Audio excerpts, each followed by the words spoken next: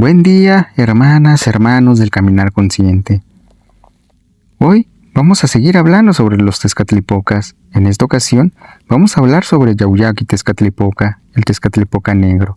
En el video anterior se habló sobre Xipetotec, que representa la autoconciencia. Tezcatlipoca negro va a representar la mente consciente y la subconsciente. Su rumbo va a ser el norte, el Mictlampa, el lugar del reposo y la quietud. No del inframundo, no de la muerte. Es el lugar del origen. Esta esencia es la más importante en el desarrollo espiritual del ser humano de la náhuatl. No cualquiera podía adentrarse a los saberes de Tezcatlipoca, pues como veremos más adelante, Tezca podía jugar tanto del lado de la bondad como ser belicoso.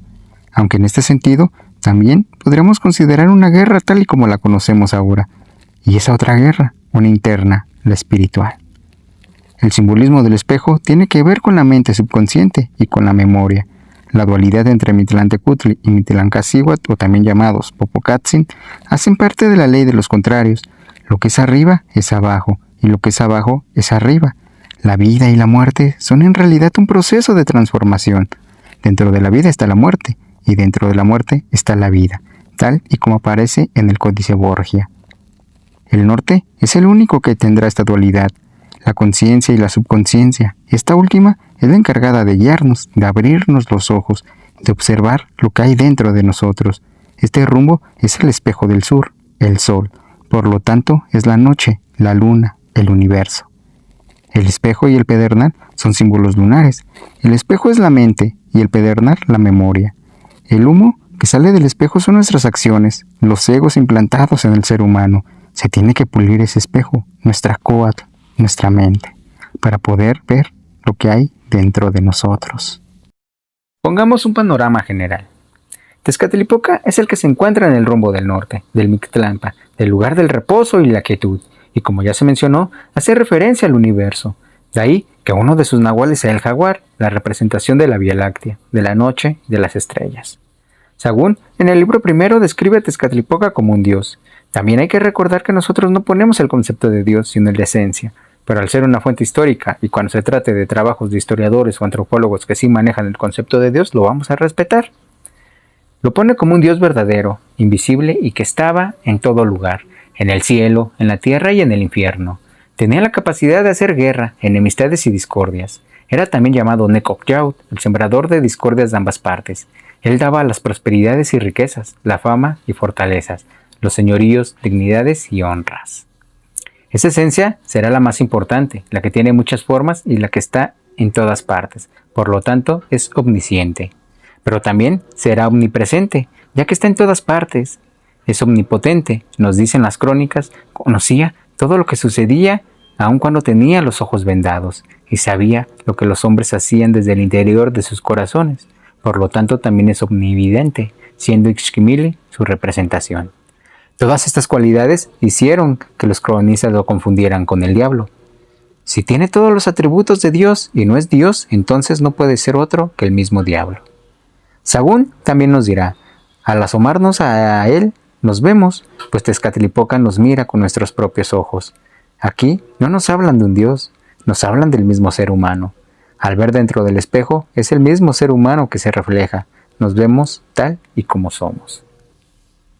Es importante también señalar que Sagún distingue 360 nombres para referirse a Tezcatlipoca, según Doris Hayden, entre los cuales destacan Tloquenahuaque, el que posee lo cercano, el que posee lo que nos rodea, Titlacahuan, aquel de quien somos esclavos. Este concepto de Titlacahuan también en la tradición oral lo traducen como algo que todas las personas poseemos, siendo aquí el espejo, la mente subconsciente y la mente consciente. Teimatini, el sabio, el que entiende a la gente. Tlazopili, el noble precioso, el hijo precioso. Teyocoyani, el creador de gente. Yautl o Yaotzin, el enemigo. Ilhuicagua, Tlaltipaque, poseedor del cielo, poseedor de la tierra. Y Panlemoguani, por quien todos viven, y Moyocoyani, el que se crea a sí mismo. Si ustedes se dan cuenta y ponen atención a la traducción de estos nombres de Tezcatlipoca, pues todos son cualidades que tiene el ser humano. el que posee lo cercano, el que posee lo que nos rodea, aquel de quien somos esclavos, según las traducciones académicas, el sabio, el que entiende a la gente, el nombre precioso, el hijo precioso, el creador de gente, el enemigo, poseedor del cielo, poseedor de la tierra, por quien todos viven y el que se cree a sí mismo. También no hay que tomar tan literal estos conceptos, sino si nosotros los aplicamos a nuestra vida cotidiana, pues veremos que también nosotros somos parte de lo que es el concepto de Tezcatlipoca. Además, se menciona algo importante y que se ha venido exponiendo. Tezcatlipoca cubría casi todos los aspectos de la divinidad. En su aspecto oscuro era el hechicero, el brujo, asociado con la noche y el jaguar. Tepeyolotl, relacionado con el eco y las cuevas. Lleva el espejo humeante y el anahuat o pectoral diagnósticos de Tezcatlipoca. También nos los comenta Doris Hayden. Caso va a mencionar también que Tezcatlipoca es el patrono de los hechiceros, el eternamente joven, el que no envejece nunca. Yaut, el enemigo, el patrono de los guerreros. Su fetiche es el cuchillo de pedernal u obsidiana. Reside en la casa de los guerreros jóvenes y solteros, en el Telpochcali. El que Tezcatlipoca presida el Telpochcali tiene su razón de ser. Primero, como jóvenes estudiantes, tenían que conocer el microcosmos, para después conocer el macrocosmos. Tenían que comprender su coat, su mente. Si no comprendían su mente, no podían comprender el macrocosmos. Ya el Quetzalcóatl va a precedir el Calmecac, donde se les enseñaba los secretos del universo y de la conciencia humana. En el Calmecac se hacían nahuales, alcanzaban el grado más alto de conocimiento. La mente, la conciencia, la razón, es el espejo que tiene Tezcatlipoca. Humea porque el ser humano tiene que persuadir lo material, lo negativo. Recordemos este mito también de enfrentamiento entre Quetzalcóatl y Tezcatlipoca, que si bien esto lo vamos a trabajar en el video de Quetzalcóatl. El espejo enseña, y al encontrarse consigo mismo, la mente se va a expandir. Por eso, el Tlamatinime le formaba un rostro y un corazón al alumno, porque el espejo refleja. El ser humano es el reflejo del otro, y si el maestro brilla, el alumno también tiene que brillar, y el microcosmos es el reflejo del macrocosmos.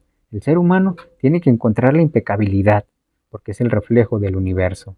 El norte es el lugar del reposo y la quietud, el lugar de la muerte, de la oscuridad. El silencio y la oscuridad son el elemento idóneo para la reflexión y para la introversión que ayuda al ser humano a conocerse interiormente. Es en estos campos donde la mente puede lograr estados óptimos de superación.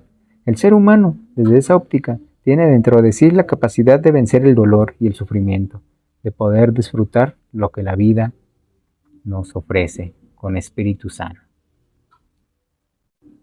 Nos hablan del silencio y de la oscuridad, y tal vez por esta razón los sacerdotes dedicados a Tezcatlipoca se untaban el cuerpo de negro en algunas ceremonias, nos va a decir Olivier.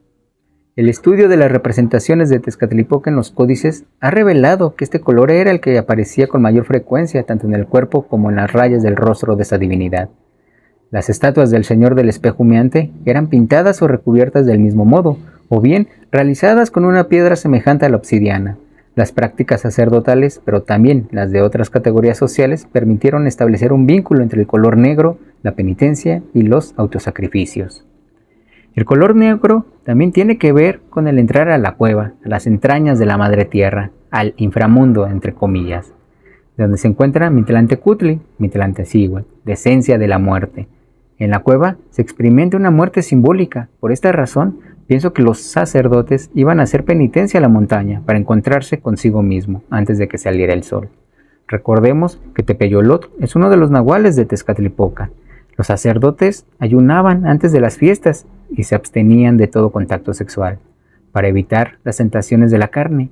Algunos se hendían por medio los miembros viriles y se hacían mil cosas para volverse impotentes para no ofender a sus dioses. No bebían pulque, dormían poco, realizaban ofrendas en las montañas, enterraban o quemaban a los muertos y celebraban los matrimonios y los bautismos, nos continúa diciendo Olivier. Sahagún va a mencionar que Tezcatlipoca sabía los secretos de los hombres y lo que tienen en los corazones, como ya lo hemos dicho. Por eso también era Yaut, Necoc Yaut, el enemigo de ambas partes. Es el enemigo de uno mismo es su propio enemigo. Tezcatlipoca nos observa con nuestros propios ojos. De esta manera, la conciencia y la subconsciencia se simbolizan con esta esencia. En conclusión, Tezcatlipoca se encuentra en el norte, en el Mictlampa.